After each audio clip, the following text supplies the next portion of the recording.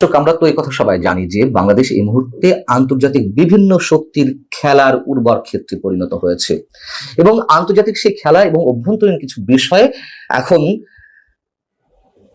আমাদের পররাষ্ট্র উপদেষ্টা তৌহিদ হোসেনকে উপদেষ্টা পরিষদ থেকে বাদ দেওয়া হয় কিনা বা বাদ দেওয়া হতে চলেছে, এই ধরনের নানান প্রশ্ন এবং গুঞ্জন এর মধ্যে ওয়াকিবহাল মহলে আলোচিত হচ্ছে। তৌহিদ হোসেন সম্পর্কে এর আগেও আমি বলেছি যে উপদেষ্টা পরিষদে এই মুহূর্তে হাতে গোনা যে 3 থেকে 4 জন যথেষ্ট দক্ষ, যোগ্য, ক্যাপাবল ব্যক্তি রয়েছেন, তাদের মধ্যে তৌহিদ হোসেন একজন।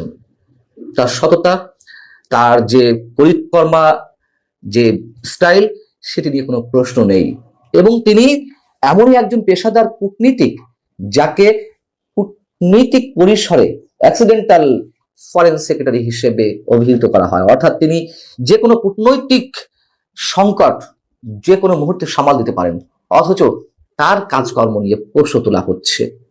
কেন তোলা হচ্ছে? এবং একই সঙ্গে এটুকু জানিয়ে রাখি, পররাষ্ট্র সচিব মোহাম্মদ জসিমউদ্দিনকেও বাদ দেওয়া হতে যাচ্ছে, এটি মোটামুটি নিশ্চিত। পাশাপাশি আরো একটি খবর যেটি আমরা হয়তো সবাই জানি না, খুবই গুরুত্বপূর্ণ একটি সংবাদ, এটি এখনো বাংলাদেশের মূলধারা বলতে গেলে কোনো গণমাধ্যমে আসেনি, একটি দুটি ছাড়া আমার চোখে অন্তত পড়েনি। যেমন বাংলাদেশ প্রতিদিনে এসেছে, মিয়ানমারে বাংলাদেশ দূতাবাসের প্রতিরক্ষা শাখায় প্রতিরক্ষা উপদেষ্টা হিসেবে যিনি দায়িত্বে ছিলেন ব্রিগেডিয়ার জেনারেল আফতাব হোসেন, তাকে জরুরি ভিত্তিতে প্রত্যাহার করা হয়েছে মিয়ানমারের চাপের মুখে। এবং রাখাইনে বাংলাদেশে করিডোর দেওয়ার বিষয়ে যে নীতিগত সিদ্ধান্ত বা প্রাথমিক আলোচনা সরকার মোটামুটি দিবেই, এটি অনেকে নিশ্চিত, বা দেওয়া হয়ে গেছে কিনা সেটা নিয়েও সন্দেহ রয়েছে। মিয়ানমার একটি ভয়ঙ্কর অবস্থায় রয়েছে এবং চীনের মানসিকতা সম্বন্ধেও আমরা এর মধ্যে জেনেছি। সেই ধরনের কোনো আপত্তির মুখে ব্রিগেডিয়ার জেনারেল আফতাব হোসেন বিষয়ে তারা আপত্তি তুলেছে কিনা আমরা জানি না, তবে এটি আমাদের প্রতিরক্ষা মন্ত্রণালয় থেকে একটি প্রজ্ঞাপন জারি করা হয়েছে, যেখানে স্পষ্ট করে বলা হচ্ছে, 13 মে এই প্রজ্ঞাপনটি জারি করা হয়। বলা হচ্ছে যে মিয়ানমারের ইয়াঙ্গুনে বাংলাদেশ দূতাবাসের প্রতিরক্ষা শাখায় প্রতিরক্ষা উপদেষ্টা হিসেবে কর্মরত BA 4538 brigadier general Mohammad Aftab হোসেনকে জরুরি ভিত্তিতে দায়িত্ব হস্তান্তর পূর্ব প্রতিস্থাপক ব্যতি রেখে দেশে প্রত্যাবর্তনের আদেশ দেওয়া হলো। কি এমন ঘটেছে যে জরুরি ভিত্তিতে তাকে এইভাবে প্রত্যাহার করে দিতে হলো? আমরা নিশ্চয়ই অনেক কিছু মেলাতে পারি। এবং আমাদের পররাষ্ট্র উপদেষ্টা তৌহিদ হোসেন গত এপ্রিলের শেষের দিকে সাংবাদিকদের প্রশ্নের জবাবে তিনি করিডোর বিষয়ে যে মন্তব্য করলেন যে সরকার নীতিগতভাবে সিদ্ধান্ত নিয়েছে রাখাইনে করিডোর দেওয়া হবে কিছু শর্ত সাপেক্ষে, এই বক্তব্যটি সরকার ভালোভাবে নেয়নি। যেমন তার পরপরই প্রধান উপদেষ্টা প্রেস সচিব মিস্টার শফিকুল আলম বললেন যে না, এই ধরনের কোনো সিদ্ধান্ত নেওয়া হয়নি, কোনো আলোচনায় হয়নি। পররাষ্ট্র উপদেষ্টা যেখানে বলছেন সেখানে তার চেয়ে বেশি জানার কথা নয় প্রধান উপদেষ্টা প্রেস সচিবের। এমনকি রোহিঙ্গা বিষয়ক যিনি বিশেষ দূত ডক্টর খলিলুর রহমান, তিনিও পরবর্তীতে বললেন মাঝামাঝি পর্যায়ে থেকে যে না, পুরোপুরি অস্বীকার করতে পারলেন না। তিনি বলছেন যে আলোচনা হয়েছে, তবে কোনো সিদ্ধান্ত নেওয়া হয়নি, সবাইকে জানিয়ে এই সিদ্ধান্ত নেওয়া হবে। তবে আমরা যতদূর জানি যে সবাইকে জানিয়ে আর সিদ্ধান্ত নেওয়ার কোনো প্রয়োজন হয়তো সরকারের জন্য নেই। এরকম নানান বিষয়, আমি শুধু বলছি যে একটা বিষয় এখন পররাষ্ট্র মন্ত্রণালয়ে অস্থিরতা চলছে, এর সঙ্গে আরো অনেক বিষয়, বিশেষ করে পররাষ্ট্র উপদেষ্টা তৌহিদ হোসেনের যে ব্যক্তিত্ব, যে গার্ডস, যে দক্ষতা, যে যোগ্যতা, যে কমিটমেন্ট দেশের প্রতি, আমি তাকে ব্যক্তিগতভাবে চিনি, জানি। সেই জায়গায় তো তিনি অনেক বিতর্কিত কাজের বাধা হয়ে থাকবেন, খুব স্বাভাবিক কথা। এবং সবকিছু নিয়ে যে অস্থিরতা চলছে তাকে বাদ দেওয়া হতে পারে। এবং যেই বক্তব্য সরকারের পক্ষ থেকে দেওয়া হচ্ছে, কোনো কোনো গণমাধ্যমে যেগুলো দাবি করা হচ্ছে, সরকারের কোনো কোনো সূত্র থেকে যা বলা হচ্ছে তা হচ্ছে সরকার প্রধান হিসেবে ডক্টর মোহাম্মদ ইউনূসের কাজের যে বৈচিত্র্য এবং গতি, সেই গতি এবং বৈচিত্র্যের সঙ্গে নাকি তৌহিদ হোসেন সাহেব এবং মোহাম্মদ জসিমউদ্দিন সাহেব তারা তাল মেলাতে পারছেন না। আচ্ছা, তাল মেলাবেন কিভাবে যেখানে যার মন্ত্রণালয়ে যিনি দায়িত্বে রয়েছেন তার দপ্তরে একের পর এক বিশেষ বিশেষ জায়গায় বিশেষ বিশেষ ব্যক্তিকে নিয়োগ দেওয়া হয়? তা তো খুব ভালোভাবে নেওয়ার কথা নয়। এগুলোকে যেমন ধরুন লুৎফে সিদ্দিকী, ডক্টর মোহাম্মদ ইউনূস নিজের আন্তর্জাতিক বিষয়ক সংক্রান্ত বিশেষ দূত হিসেবে নিয়োগ দিলেন লুৎফে সিদ্দিকীকে, যিনি আন্তর্জাতিক সংস্থা CFA ইনস্টিটিউটের অন্যতম সাবেক ব্যবস্থাপনা পরিচালক। রোহিঙ্গা এবং অগ্রাধিকার প্রাপ্ত বিষয়াবলী সংক্রান্ত হাই রিপ্রেজেন্টেটিভ হিসেবে নিয়োগ দেওয়া হলো কাকে? ডক্টর খলিলুর রহমানকে, যাকে পরবর্তীতে জাতীয় নিরাপত্তা উপদেষ্টা হিসেবে নিয়োগ দেওয়া হলো। এবং এটি নিয়েও সেনা প্রধানের সঙ্গে কোনো ধরনের মনোমালিন্যতার সৃষ্টি হয়েছে কিনা সে বিষয়ে অনেক প্রশ্ন তুলেছেন। এবং তিনি যখন রাশিয়া সফরে ছিলেন তখন তাকে নিয়োগ দেওয়া হয়। আবারও বলি, সেনা প্রধানের কাছে প্রশ্ন করে বা তার কাছ থেকে মতামত নিয়ে জাতীয় নিরাপত্তা উপদেষ্টা হিসেবে কাউকে নিয়োগ দেওয়া হবে এমন কোনো কথা নেই। তবে সেনাবাহিনী তো একটি ভাইটাল রোল প্লে করছে দেশের গণতান্ত্রিক অবস্থা উত্তরণের জন্য, এবং সেনা প্রধান নিজের মধ্যে ইনভলভড। অতএব তার সাথে তো অন্তত এই স্পর্শকাতর পদটি নিয়ে আলোচনার ছিল কিছু। যাই হোক, আমরা দেখলাম যে সুফিউর রহমানকে নিয়োগ দেওয়া হলো পররাষ্ট্র মন্ত্রণালয়ের উপদেষ্টাকে সহযোগিতা করার হিসেবে প্রতিমন্ত্রী পদমর্যাদায় বিশেষ সহকারী হিসেবে তাকে নিয়োগ দেওয়া হলো।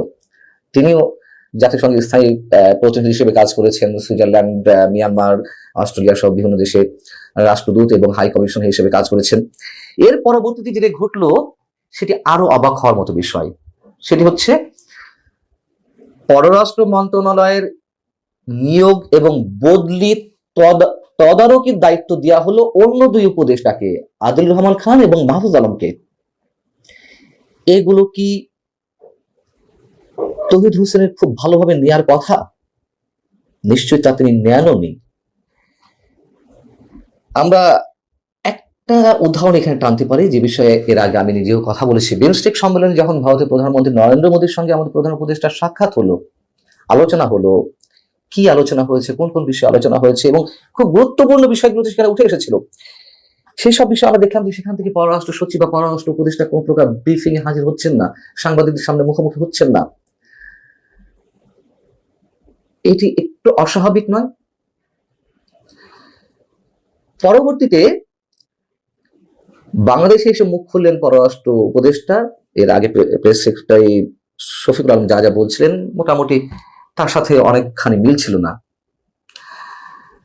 এবং পররাষ্ট্র সচিব মোহাম্মদ জসিমউদ্দিনকে বাদ দেওয়া হচ্ছে খুব শিগগিরই, এটি মোটামুটি নিশ্চিত, যিনি পররাষ্ট্র উপদেষ্টা তৌহিদ হোসেনের পছন্দেই তাকে বাংলাদেশে এনে পররাষ্ট্র সচিবের দায়িত্ব দেওয়া হয়েছিল, চীন থেকে উড়িয়ে এনে।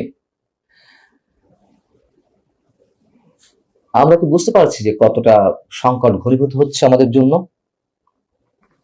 পররাষ্ট্র সচিবের বাদ দেওয়া প্রসঙ্গে তার পদ থেকে যখন প্রেস সেক্রেটারি শফিকুল আলমের কাছে কোনো কোনো গণমাধ্যম প্রশ্ন করলো যে বিষয়টি কি, তিনি নিরুত্তর রয়েছেন। যেমন আজকের পত্রিকা, তারা এইভাবে তুলে ধরেছে তাদের সংবাদটি।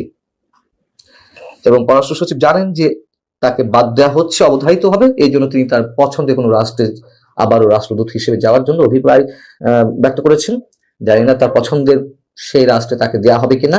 সবকিছু মিলিয়ে অনেক কিছু ঘুরে যাচ্ছে। দর্শক, তথ্য উপদেষ্টা মাহফুজ আলমকে নিয়ে নানান ধরনের সমালোচনা রয়েছে, আমি নিজেও তার অসংখ্যবার সমালোচনা করেছি।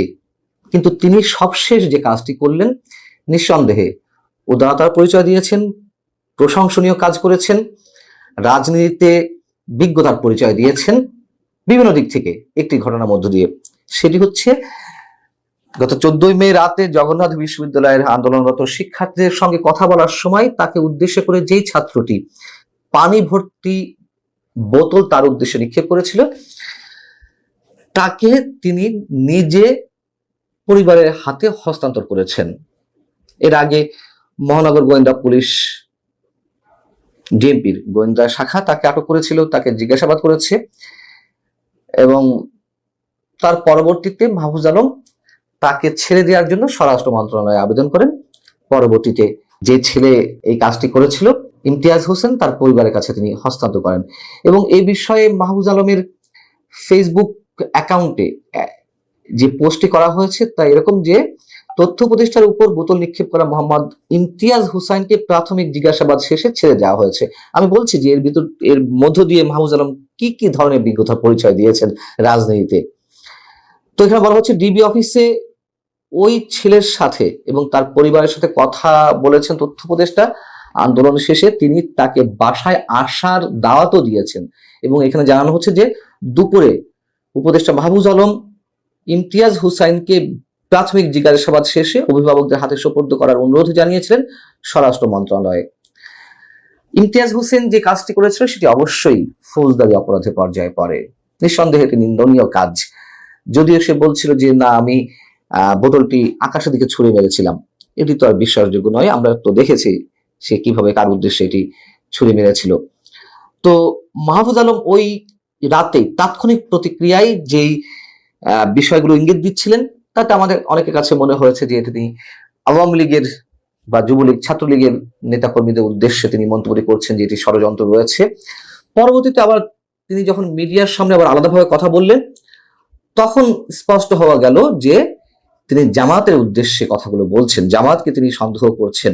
এবং ওই সময় তিনি যে মন্তব্যগুলো করেছিলেন সেগুলো কি, জুলাই আন্দোলন বা অভ্যুত্থানে কারা পুলিশ হত্যার জন্য দায়ী এই প্রশ্ন তুলেছিলেন। যারা হামলা করলো তাদের উপর হামলার ন্যায্যতা দিল, মানে তাদের উপর হামলা করা যায়, এটি অবশ্যই তিনি অফেন্সিভ কথা বলেছেন একজন মন্ত্রী পদমর্যাদা ব্যক্তি হয়ে।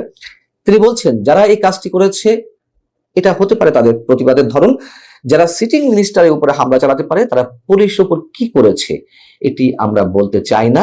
দু চারটা গোষ্ঠী আছে, আমি তাদেরকে সন্দেহ করছি। এখন পুলিশের উপর আক্রমণ করেছে বা পুলিশের সাথে কি আচরণ করেছে এটি তিনি যা বোঝাতে চেয়েছেন তা আমরা স্পষ্ট ধরে নিতে পারি যে অভ্যুত্থানের সময় বা জুলাই আগস্ট আন্দোলনে যেসব পুলিশ হত্যাকাণ্ডের শিকার হয়েছেন সেই পুলিশ হত্যার জন্য দায়ী কারা, তাদের বিচার হবে কিনা সেই প্রশ্নটিও তো এখন বিভিন্ন মহল থেকে উঠছে। অতএব মাহফুজ আলম সেই বিষয়টি স্পষ্ট করে দিয়েছেন। এবং জামাতের সঙ্গে জাতীয় নাগরিক পার্টি যে দ্বন্দ্ব, বা মাহফুজ আলম যেমন স্পষ্ট করে বলেছিলেন যে মানবতা বিরোধী অপরাধের সঙ্গে যুক্ত ৭১-এ বা যুদ্ধ অপরাধের যারা সহযোগী ছিলেন তাদেরকে ক্ষমা চাইতে হবে, তাদেরও বিচার প্রয়োজন, সেই জায়গাটি চরম আকার ধারণ করলো।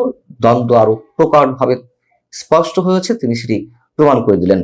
এখন যদি বলছিলাম যে রাজনীতিতে বিজ্ঞতার পরিচয় দিয়েছেন, ইচ্ছা করলে মাহফুজ আলম ইমতিয়াজ হোসাইনকে প্রতিহিংসা বশত তাকে জেলে পাঠাতে পারতেন।